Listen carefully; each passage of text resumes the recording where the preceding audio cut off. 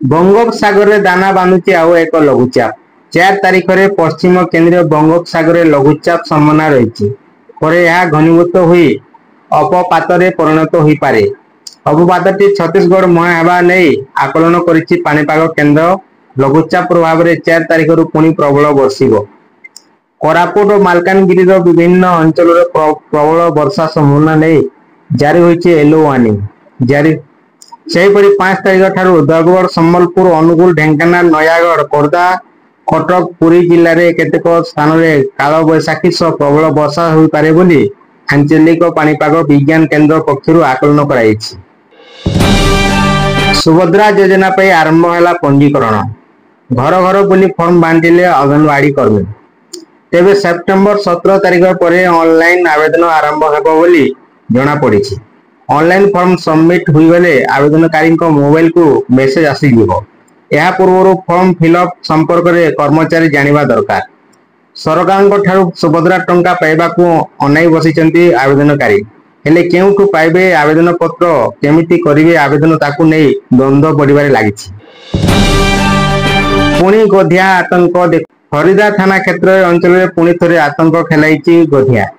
परिवार विलंबित राति एक 2 वर्ष शिशु को शिकार करथिबा बेले जणे महिला को गुरुतर आहत करिछि। गाँव रे घरे निजे मां निकट में शोइथिबा 2 वर्ष शिशु कन्या उपरे गोधिया आक्रमण करथिला। मां निकट में शोइथिबा अंजलि उपरे आक्रमण करी सेठारु घोषित घोषाड़ी नहीं पलाइथिला। बांग्लादेश रो विपर्य भारत हैला मामला खबर जानिले खुशी होइजिवे।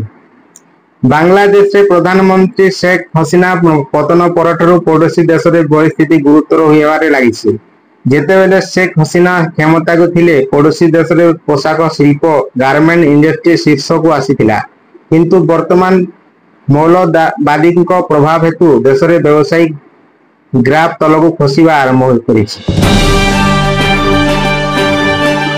भारत पड़ोसी देश पाकिस्तान को नहीं एक बड़ खबर आसी। पाकिस्तान जी कि निजर घूर्ण कार्यकलाप जनाशुना आजिकाली जड़े महिला देशर निद हजाई महिला द्वारा पूरा पाकिस्तान भयभीत होइछि। एपरिक प्रधानमंत्री शाहबाज शरीफ निजे यही महिला नाम शुणी आश्चर्य हो जाउछन्ति।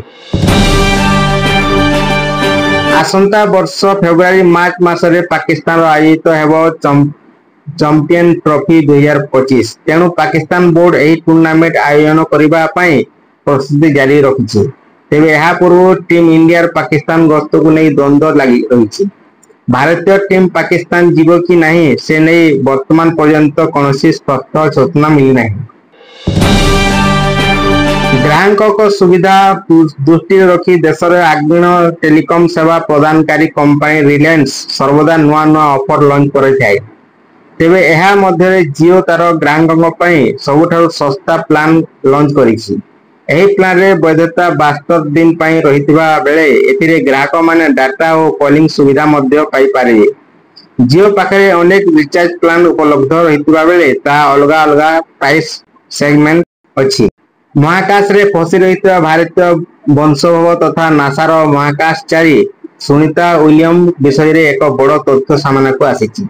से तांको मां कथा होइचंती। सेठारे थिबा वैषयिक ग्लिच विषय सुनीता मध्य तांको मां को कहिथिले किछि वैषयिक कारणरू विलंब हेउची बोली से कहिचंती। पुणी बढ़िबो केंद्र कर्मचारी दरमा। प्रति वर्ष महंगा भत्ता बढ़िबा द्वारा दरमा बढ़ी थाए।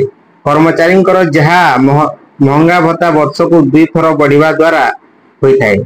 केंद्र सरकार कर्मचारी मानकर जुलाई 2023 महंगा भत्ता वृद्धि करा।